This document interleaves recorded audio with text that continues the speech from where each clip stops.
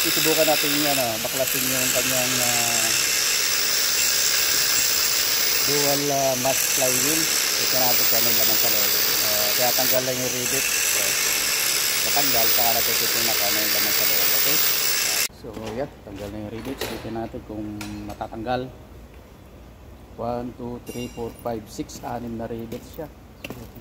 So, tingnan kung kaya. Sira. Sinira na. Alaman kung ano laman sa loob. Dual mass flywheel. Yan, naka-rivets nga ano. Ito ang unang planeta. Yan ang dual mass flywheel. Ito yung loob. So yan ang clutch center. Ayun, paano siya ilalabas? Ayun na, ano. Galing na, paano na ipasok naman niya sa loob. So ito yung kanyang laman doon. Kaya may lock siya, sikwat. Ito, winarak na namin yung dual mass flywheel para makita yung laman loob. Yan, so may spring tension siya.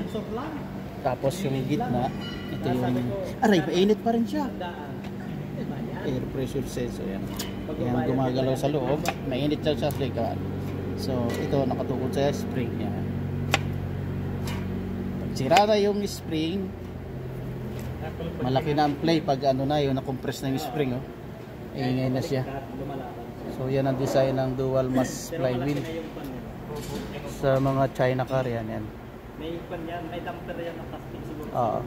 At saka maaaring spring niya, na-compress na yung spring niya. Yung spring niya compressed na kaya maluwag na siya. May nakuha ako. So ayan. May bahagi siya na putol na spring. Ito yung tumutuko dun sa gitna, stopper. Yan dito. Ayan. So putol na siya kaya laki ng play. Ayan. Plus yung spring na compress pa. Laki ng play sa gitna. Ayan. Ito yung naputulan.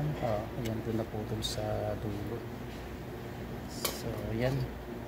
Kaya maingay. So sa palagay nyo mga kamekaniko, maganda ba ang dual mass flywheel? Napupudpud yung maganda ba o pangit?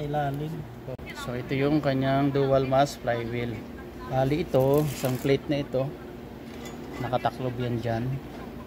Naka-rivets. Yan. Then, yan, ito yung rivets nya. Binurahin tapos tinanggal to, natanggal.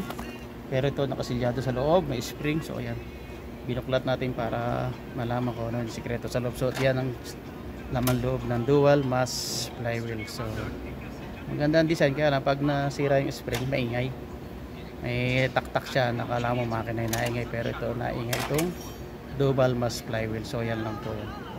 Okay, bye bye.